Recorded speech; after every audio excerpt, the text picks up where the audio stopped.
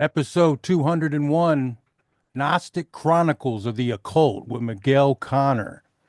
We're here at WELT 95.7 FM. We elevate life triumphantly when everyone learns truth. That's WELT here in Allen County Public Library at Fort Wayne, Indiana. Where are we calling from, Miguel?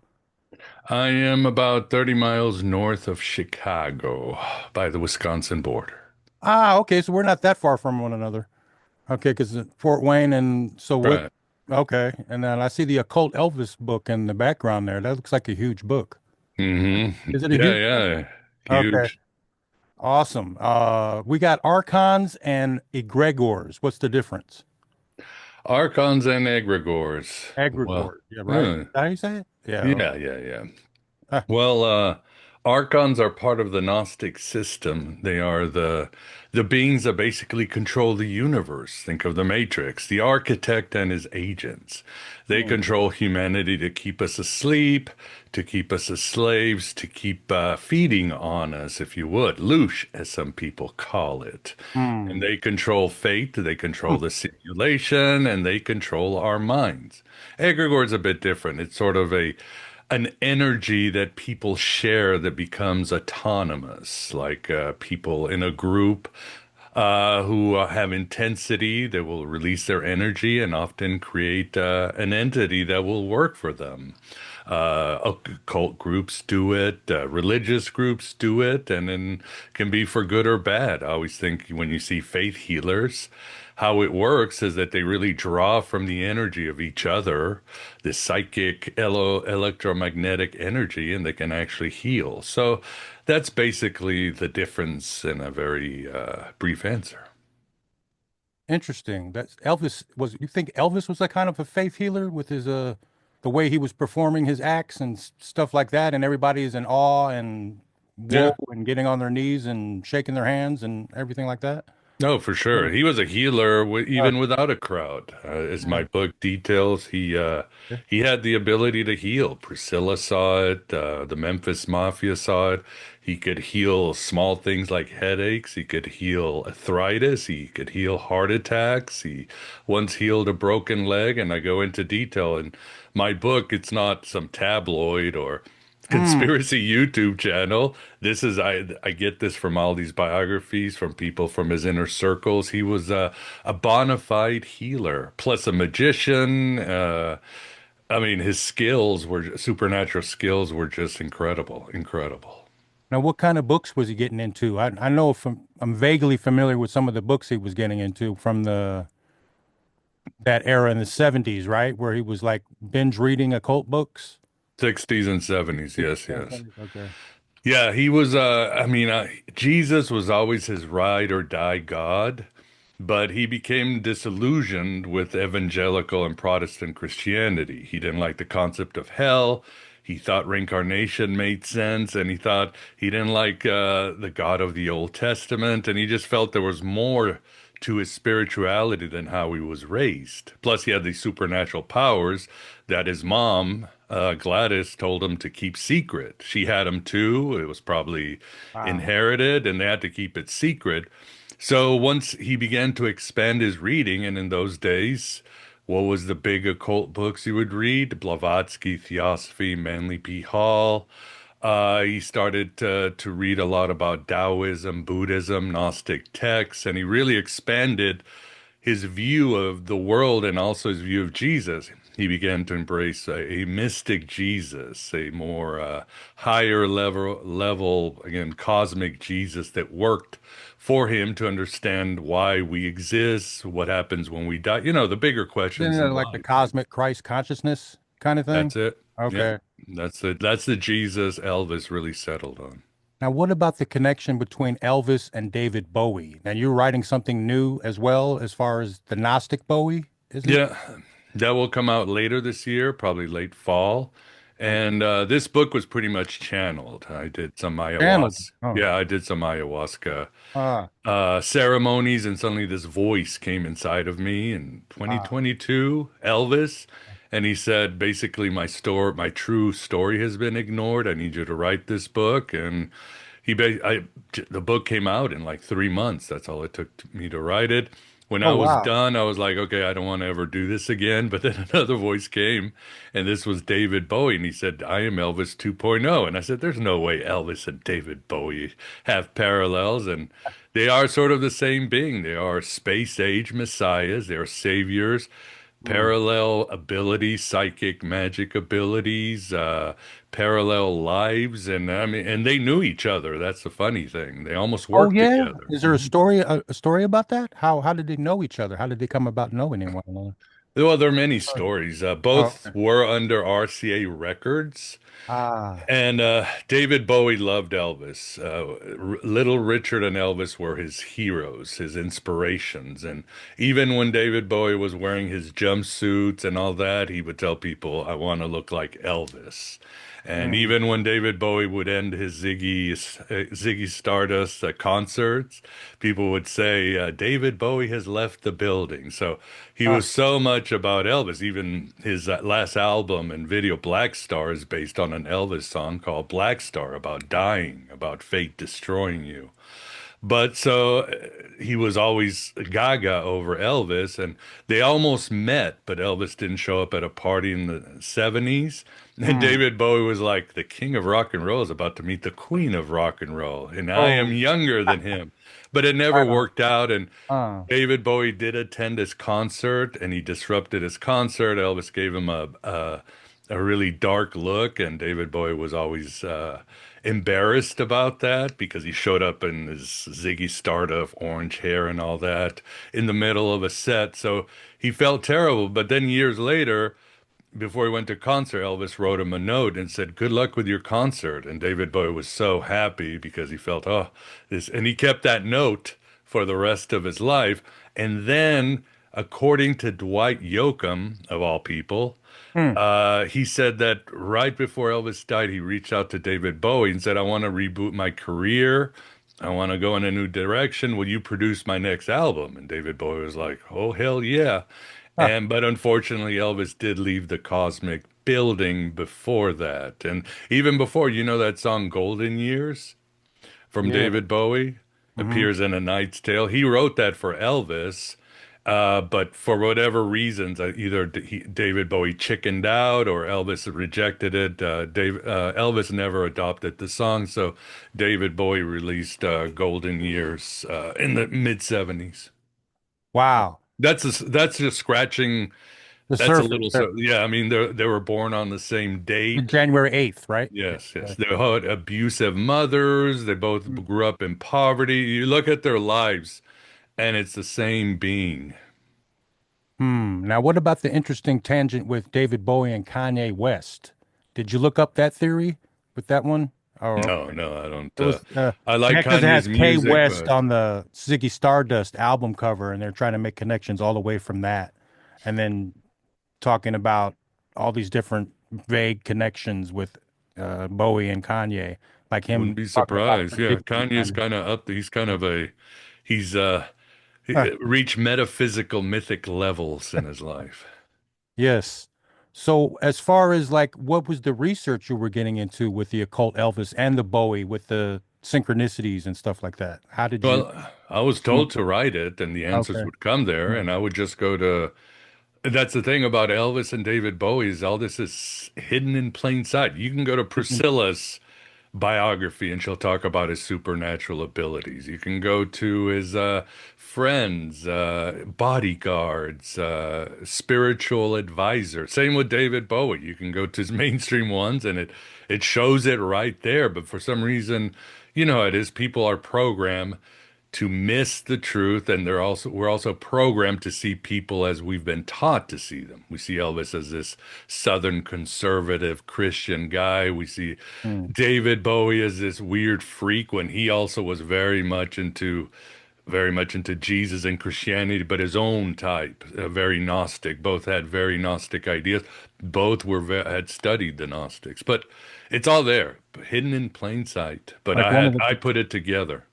Seasons of the Witch, is that the one? Occult That's one source I used. Yeah. You can find, yeah, I mean, yeah. it's no secret about these two figures, but again, There's this like one bizarre book too about like it's written by a witch or something, a lady that I don't know, it's like an alternative kind of conspiracy book on David Bowie. It's like about his reading his aura with after before and after he was doing the magic powder. You know what I'm saying? Aura reading and stuff like that. Yeah, there's a lot on David Bowie because in the 70s when his cocaine, early 70s and mid 70s, his cocaine got out of hand. His mind broke and he got into some dark occultism. He got into Nazi magic. He was out of control. I mean, he was convinced that Jimmy Page was trying to curse him and Lou Reed was the devil. Oh. And Ah, he became so paranoid. paranoid. That's right. That reminds me of when you interviewed Gary Lockman. And in his book, he talks about like Colin Wilson is like some like got a coven of witches or something like that. Yeah, he got the wrong. Yeah, Yeah. David Bowie got the wrong one because he was coked up. But no, there was some person in Cornwall who had did that, Oh, but okay. then he must have changed because David Bowie always listed Colin Wilson's book as one of his top 100 favorite books, The Yeah. Occult. How do you feel about Merlin being a Cornish character? My dad says that Merlin is historically Cornish. Do you think Mm. that's accurate or? It's not really my wheelhouse, unfortunately. Okay, I was just we talking about magic and occult and esoteric stuff. This came to mind, but how about your podcast, EM Bite Gnostic Radio? How long you been doing this now? Man, a long time. I just looked. I think I did my first episode almost 20 years ago. And you Isn't that do a it long daily? time flies? You Hmm? do it daily? No, Like, no, no. oh, Even okay, back then, back okay, then, before the era of podcasting, I would just put out an episode whenever I felt like it. Could be two yeah. months, 3 months. I wanted to learn. It wasn't the era of podcasting, so I just put it on my website or on MySpace. Remember those days? Yeah, I remember your top 8 friends or whatever on the. Yeah, yeah, yeah. It was only Yeah, 2018 that I really went full time with it, because yeah. it I was can't remember when I actually interviewed you. That might have been before 2018. Uh, I can't remember maybe, the episode, but do you remember yeah. me interviewing you? It was about the Philip K. Dick, and I think it was visions of Gnosticism in the Philip K. Dick world. That's what it was. I remember Mhm. now. So Philip K. Dick, are you still doing research on him too, as far as like, is that Always. involved in your podcast as well? Okay. Oh, always, always. Always Speaking of another modern day prophet, yeah. in fact, I dedicate a whole chapter in the occult Elvis on the parallels of Philip K. Dick and Elvis. Both had similar Oh, lives, okay. but very similar lives. And then I dedicate in the David Bowie book a lot about Philip K. Dick and David Bowie. They're all interconnected in some strange way. Again, space age messiahs of this end Hmm. of the world time. So. Have you read High Weirdness by Eric Davis? Yeah, yeah, I quote that. Okay. Yeah, I definitely cite that book and Okay. both books. Yeah, great book. How about the Starman Tarot? What do you think about that? The deck. Have I'm you all not. My delved into wife is that? into tarot. I don't. Not me. Okay. I'm an I Ching kind of guy. Oh, okay. The Book of Changes. Right on. That's It how I was, do my I've heard fortune or some prophecy. spooky stuff. There's some apparently I don't know how accurate they are, but there's some spooky stories with the Starman Tarot deck. Like there was like a card caught on fire from somebody that told me this, but I don't know if that's true. Mm. Yeah, David Bowie liked it. He used the tarot. He had no problem Yeah. with it. Okay. Elvis again was like me. Oh, He was he liked using that? Oh no, no. he used the I Ching. Oh, okay. And he liked astrology and a few other things. Numerology. Elvis was very much into numerology. Bowie was more tarot and Kabbalah and some other The Golden things. Dawn and Yeah, Aleister yeah, yeah. Crowley and Whatever. all. Yeah. And he Yeah. changed. I mean, David Bowie led a long life. His practices and attitudes changed. By the end of his life, he was more into Gnostic Christianity, tarot, and astrology. Hmm. Okay. So what about other artists that have you delved into any other artists besides Elvis and Bowie as far as occultism and rock and roll with Jimmy Page? There's other artists that are out there that are probably you've piqued your interest as far as exploring Gnosticism.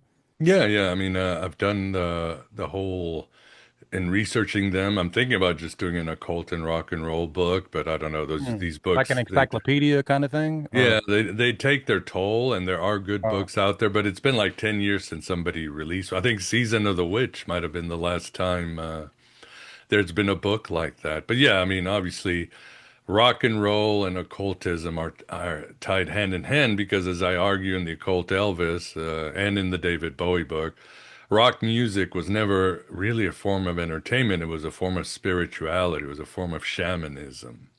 And that's how the early pioneers, whether it was Johnny Cash or Elvis or Little Richard, these guys were pastors more than they were entertainers.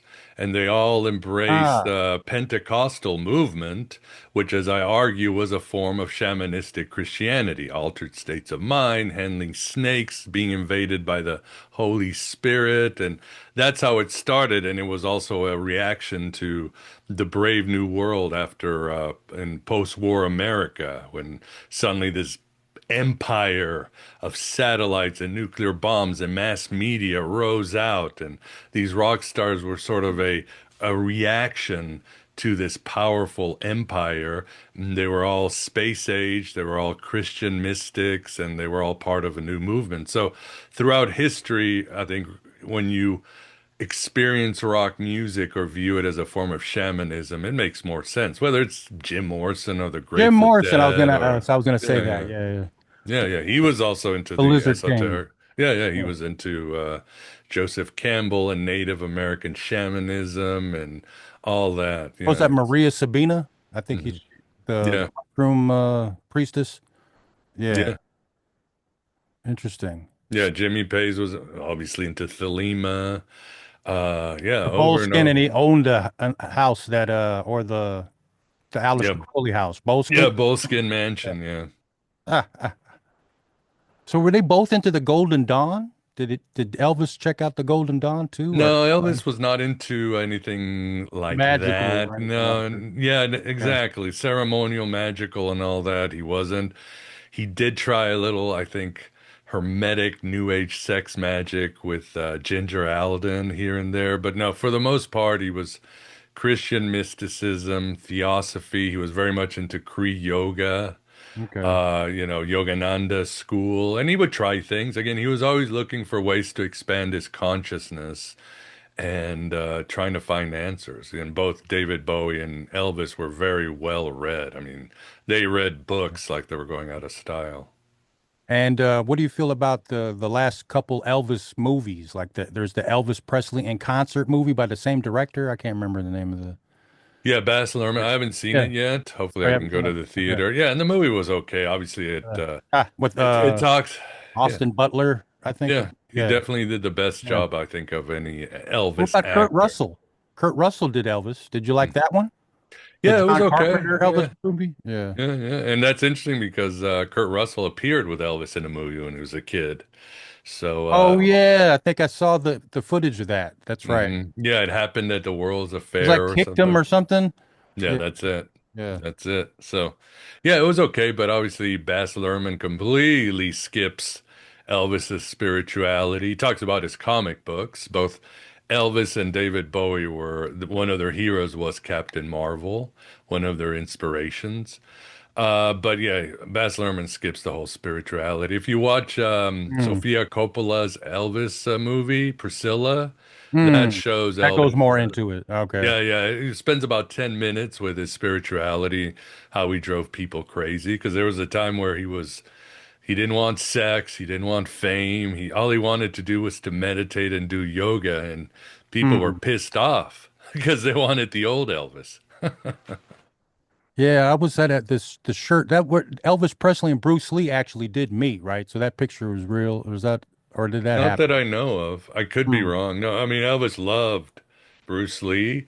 Elvis was the pioneer because Elvis opening his sort of dojos in the early 70s, late 60s, and he demystified karate because he got his black belt like in 1959. He was only one of 100 people in the country with a black belt, and he always, Vegas incorporating karate and all that. That opened the doors for people like Chuck Norris and Bruce Lee, and Elvis loved all those, figures. He watched their movies. Elvis thought that Bruce Lee's death was not accidental. Something was going on. But yeah, How do you feel about Bob Dylan in his 1975 Rolling Thunder review where he's wearing the white paint? And it's kind of reminds me of a shamanistic thing, like American shaman kind of thing. What do you feel about that as far as, I'm not familiar with that. No. oh, okay.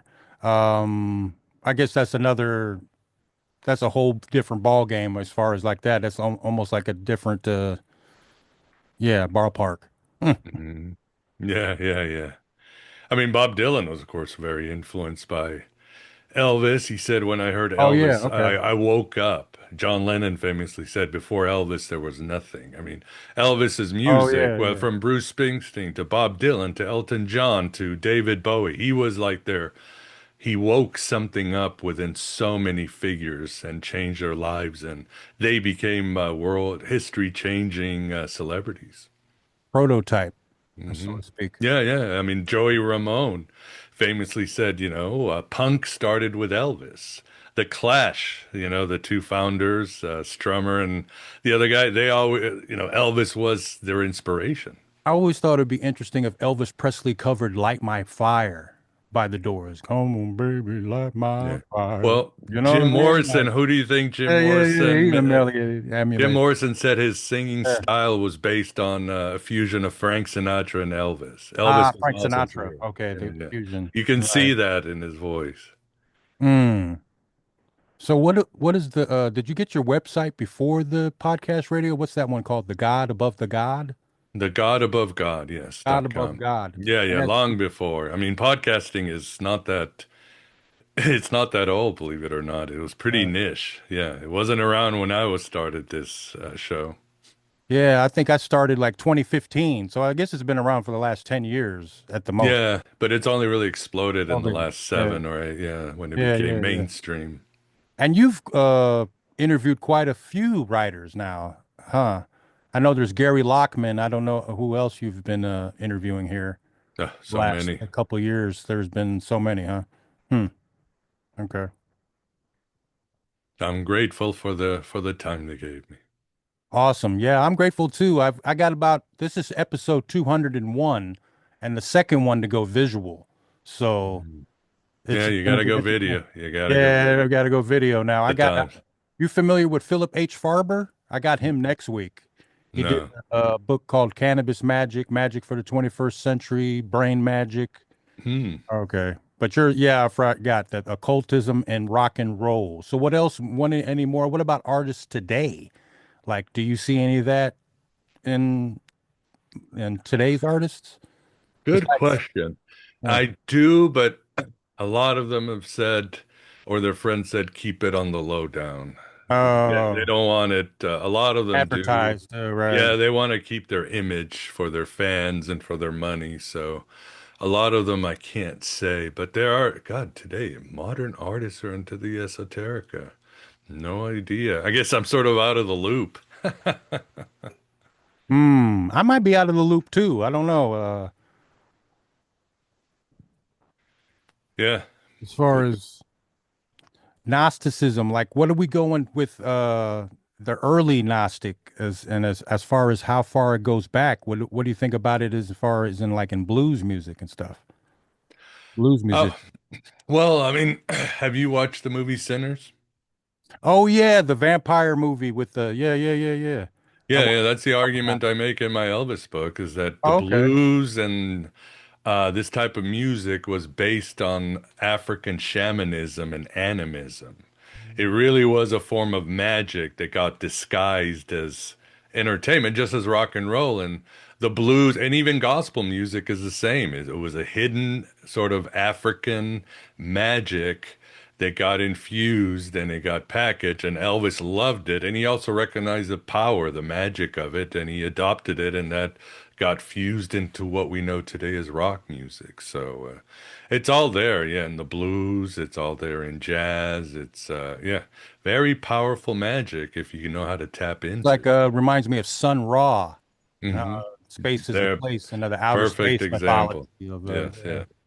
all the yeah, space is the place. That's a Yeah, that's an outer space dude right there. Said him, Yeah. George Clinton said him and him were both went out to lunch, but they didn't eat at the same restaurant or something like that. George Clinton, Parliament Funkadelic. What about funk music, like as far as Gnosticism or occult hidden messages? Yeah, yeah, that's not my Never. wheelhouse too. Okay, what Yeah, about too? yeah. Okay. So, I mean, yeah, I deal more with rock Fusion? and roll. Glam rock I deal with in the book because glam rock was obviously David Bowie was the head of the glam rock music, and that's full of occultism, science fiction, all Hmm. that realigning what rock music was about and everything else. Dude, have you researched like the relationship between Lou Reed, Iggy Pop, and David Bowie? Did they Yeah. have like they go back and forth on during those days when David Bowie was into the occult? Yeah, yeah, yeah. I mean, their friendships kind of ebbed and flowed. Obviously, rock musicians, drug addicts, all that, all of them had trauma from their childhood. So, but they, especially David Bowie and Iggy, remained friends and they helped each other out. I mean, David Bowie got Iggy out of rehab, helped him on interventions. Iggy Pop would help David Bowie when he was falling hard into drugs. So they try to help each other out as much as they could, even though all of them were pretty self-destructive at times. How do you feel about Gnostic rituals in like award shows or halftime Super Bowl or things of that nature? Well, yeah, I mean, I think it's obvious. What's a saying I like to repeat a lot? Millionaires don't believe in astrology, billionaires believe in astrology. Hmm. They know magic works. They know these symbols have power. They know that controlling the masses takes a certain kind of magic. They know that ritual and secret societies is how they maintain their power and how they fuel their thirst for that power, for immortality, for everything else. Of course, yeah. These the best way to do it is with rituals that can create an egregore. If we all watch something, we give it our energy, our power, our attention, our obedience. So I see all these things. Yeah, they're all full of symbols. They're all mass rituals, and other better vloggers and podcasters have done plenty of work on it, whether, from Chris Knowles to others. But yeah, it's certainly there. And as I tell people, you got to learn to use magic or mysticism because they're using it against you. You got to defend yourself. I don't care, even if it's holy water and crossing yourself. They're using this against you 24/7, just like the media 24/7 is trying to rewire your brain and turn you into a useless slave so they can feed on you and manipulate you. So you need to be on the attack all the time. It's real, and Wow. it's turning humanity into a big slaughterhouse. Wow. So how do you feel about you said you're that's not your forte, but AI and the use of like Gnosticism and magic and like relaying, like you see a lot of videos are AI narrated now. Even like all the big heavy esoteric videos are heavily That's AI fun. voiced. That's fine. Remember, we go back to ancient times. What are the two great myths? Prometheus steals fire from the gods. He gives humanity fire. Fire can be technology, can be knowledge, probably all. Fire will light you the way and it will keep you warm, but it will also burn you. Same with the Watchers. The Watchers come down, they give technology to humanity, and it's a double-edged sword. So technology is always a double-edged sword. And even there's an ancient alchemist, Zosimus of Panopolis, who was a Hmm. Gnostic. He always said, yeah, those technologies from these damn fallen angels who stole it from God, but it was originally God, so we humans need to use it for good. So AI is just another tool, and yes, it will help us or destroy us. It's up to us. Are we centered? Are we wise? Do we have Sophia? And that's what it comes down to it as always. It's not like you can put the toothpaste back in the tube, right? It's here, and we need to use that like fire from the gods. So we use artificial intelligence to find out more about the simulation theory. What do you think? Yeah, any tool can help you. Any tool, philosophy can help you, a regular computer. So yeah, I mean, these are tools when used properly can help us and can also lead us astray too. So it's just, it's the nature of humanity. There's no new story today, nothing new under the sun. So we want to think, oh, it's so original and we got this that's unique. Oh, come on, man. These myths and stories, as Mark Twain said, history doesn't repeat, but it certainly rhymes. Same rhyme. Oh, wow. It certainly rhymes. Okay. I don't remember that quote. I have to look it Yeah, up. here's a story you'll like. Okay. People used to say that in the 70s, as a friend told me. You remember when they came out with, I don't know, you're probably too young, but they came out with pocket calculators. And there were Oh, these Texas things. Instruments. Yeah, They had the yeah, pocket. my dad, I remember showing to me and whatever, and it was like, oh my God, this is amazing. And all the old timers was like, these calculators are gonna, people won't be able to do math in their head, and it will destroy our society, and engineering and medicine will be watered down. It's over, it's over. Guess what? It made society more productive. Engineers and doctors were actually doing better work because of the pocket calculators. They use the tool right. So we have those all the time. People have been, whether it's the printing press or anything else, it's the end of the world, and it is if we don't use the tool right. But if we use the tool right, we're going to be fine. Now, how do you feel about chaos magic? Have you researched into that? Yeah, yeah. I mean, Or yeah, Grant Morrison is probably the most famous chaos magician. I've done sigil magic here and there. I have friends who've done it. I've researched it. It's not something I fully embrace, but yeah, it's again, so these is are spiritual tools, here's the spiritual tech. controversial question here. As far as I saw an interview with Mitch Horowitz and Douglas Rushkoff. I don't know if you saw that one. They was talking about Donald Trump being a chaos magician. Now, how do you feel about that? I don't know about that. I mean, Donald Trump used to attend the Church of Norman Vincent Peale, one of the fathers of New Thought. Oh, okay. That's, and so of course he was raised to think that if I think it, it will come true. If I say it, it will come true.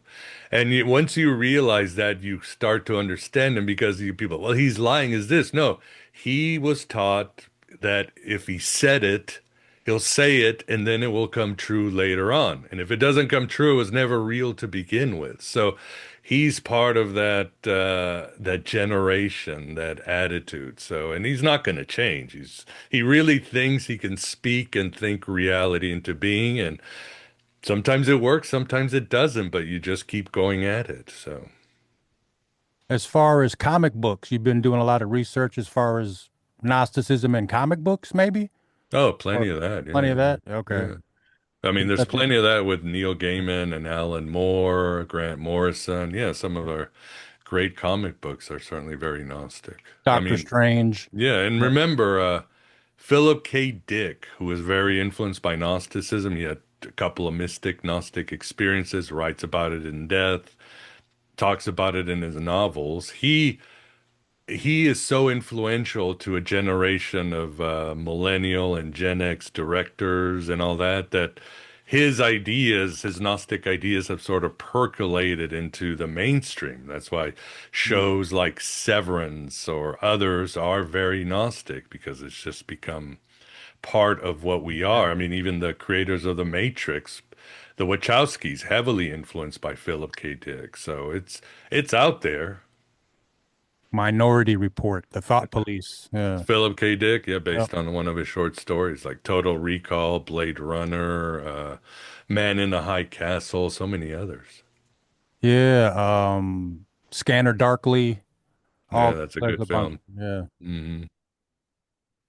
I'm wondering if they're going to turn Ubik. I'll be like Ubik to be a They've movie. tried. I've They've known the tried that. producer. You know, with They've the bought the unfinished rights. projects. It's It's so like the weird. Joe Yeah. Dorowski's Dune. You know about that one? You've seen that documentary? Yeah, yeah, it's Yeah, pretty yeah. interesting. So, Him as a that's a wild character, and he's like pretty spiffy, spunky for his age too. hmm Ah, yeah. Alejandro. Right. hmm What about Carlos Castaneda? Did you delve into any of his literature? Yeah, I've read them, especially trying to support the Gnostic view. Mm. Because Don Juan, if he was ever real, certainly talks Right. about the flyers, the predator, these beings that have come from another planet or plane and have colonized this world and created and enslaved us and created an illusion, a delusion that we all share so they can feed off of it. So yeah, Carlos Castaneda certainly brings a lot of Gnostic vibes in his work. Mm, yeah, I just recently saw in a secondhand bookstore there was like the whole shelf was Carlos Castaneda. Mm, So I was interested in getting like the whole set, but there's like so many. Like it's like maybe a dozen or so, I think. yeah. Yeah. So what else? What else we got here? As far as like occultism and rock and roll, what other music, classical music? Do you think like Ludwig van Beethoven was going into doing stuff with his music? I don't know about him, but Mozart was a Freemason. Mozart. Oh, he Yeah. was a Freemason. That's Hmm. right. Yeah, yeah. So, I mean, it's something that so many Protestants and high class and artists were in those days. That wasn't, it's not uncommon, but yeah.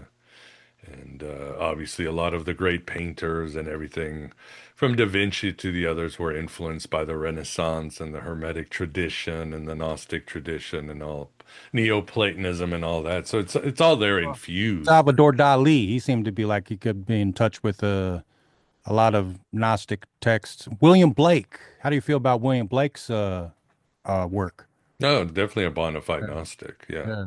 If you read his cosmology, how the world came, with his four Zoas, I believe they're called, and Mm. this being called Urizen, which means reason, comes out and creates this imperfect world like the demiurge in the Gnostic texts. It's Yeah, the demiurge. Right. extremely Gnostic. Yeah, William Blake's work is extremely Gnostic. And that's what's ironic because you have this sort of modern Gnostic, and he's England's poet. So Mm.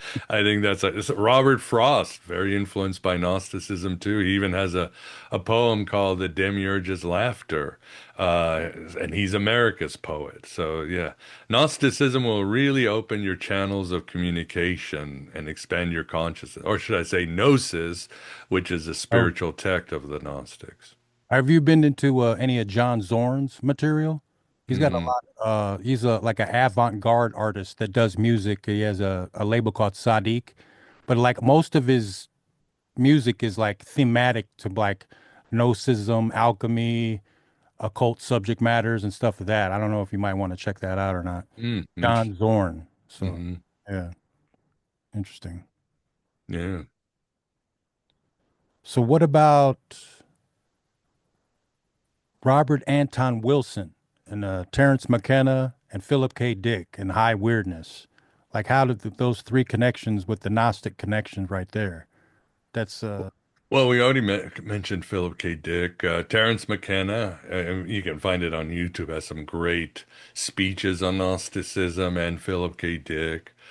So he knows oh, his stuff. Terrence McKenna speaking on Philip K. Dick. Hmm. Oh, okay, I don't think I've seen that. Yeah, Hmm. I think, yeah, you could probably get it on YouTube. That's where I've gotten Oh, it. right. Right Just on. look it up. And Robert Anton Wilson, he certainly wrote about Gnosticism, but I think both Terrence McKenna and Robert Anton Wilson were broader in their spirituality. They brought a Mm. lot of things and mixed them in together, like Elvis did. But yeah, Philip K. Dick was certainly more focused on Gnosticism. The other one too, the father of the counterculture, William Burroughs.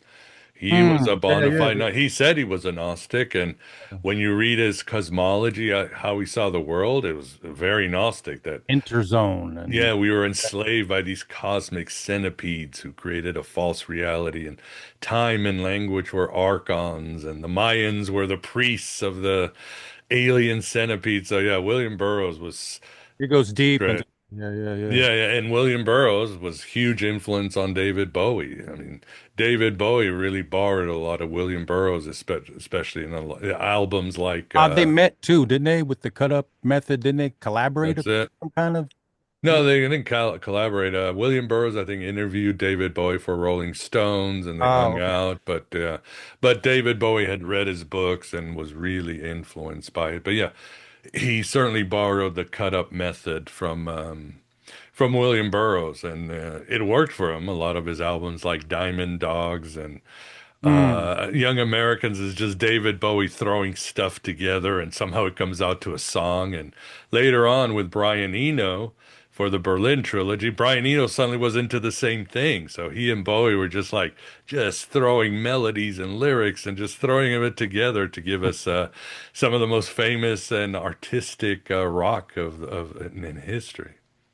So what books are you reading now that are Gnostic texts? Are you reading anything currently? The Gnostic text. Basically, yeah, yeah. I mean, obviously, I read Reading into whatever. everything, right? Okay. Yeah, I have to read for the podcast. I have to read guest book, but myself, just whatever research I'm doing to put out, short form videos and blogs and all that stuff. So whatever comes to me. Okay. So you're how big Like is the next, I'm putting out a video about the connection of the jinn and the archons. So that'll be my Oh, next one. you mean the Persian mythology Or with the Arabic, genies yeah, or something like that? that's it. Oh, okay, that's interesting. Huh. So Connection with that. Wow. I can't give away too much Okay. until it comes out.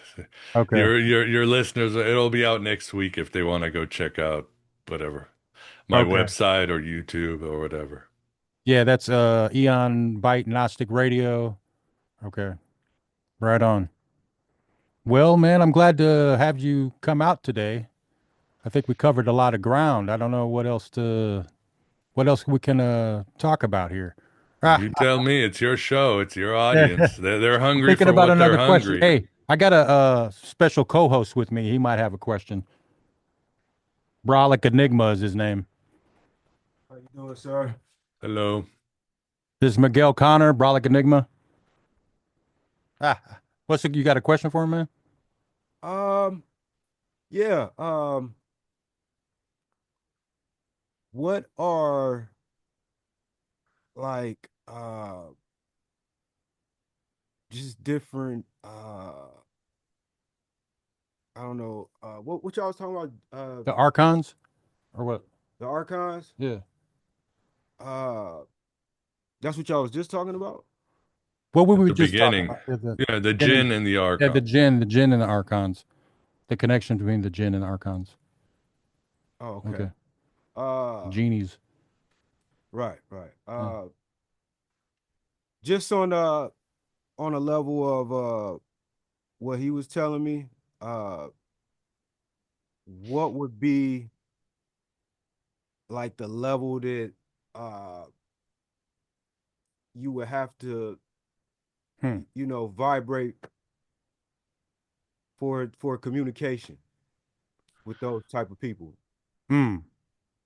Well, Ah, they're always trying to control your life. So I think the Gnostics would say you got to cultivate gnosis, which is self-knowledge and God knowledge. So what can you do to get yourself out of a normative state of mind into an altered state of mind that breaks open and through the membrane of the simulation, normative reality where you can make contact with higher forces or make contact with your, as the Gnostics called it, your divine spark, your soul, the place of you that's infinite and has all the answers and has your mission. And the people get frustrated, but the Gnostic answer is like, only you know you.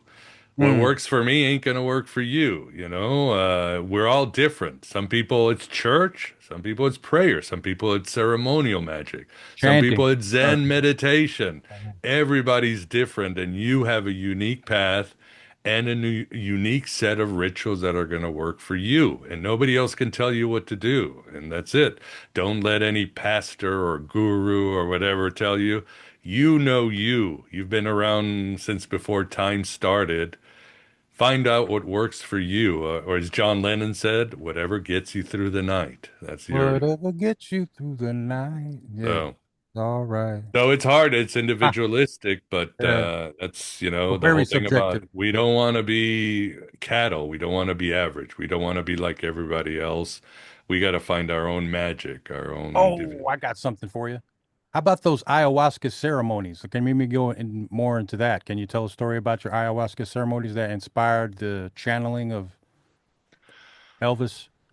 Well, God, that would take too long. I Okay. actually did a show, and yeah, I mean, I did them with again with ayahuasca. I don't know if it's for you. It's different. Like my wife tried it, and she was like, nothing. Hmm. With me, is like astral travel and all these incredible visions, but it depends. There are many schools of ayahuasca. I always tell people have a good shaman, have a good guide, because you're going to go deep into the underworld. You might go deep into the heavenly realms, possible.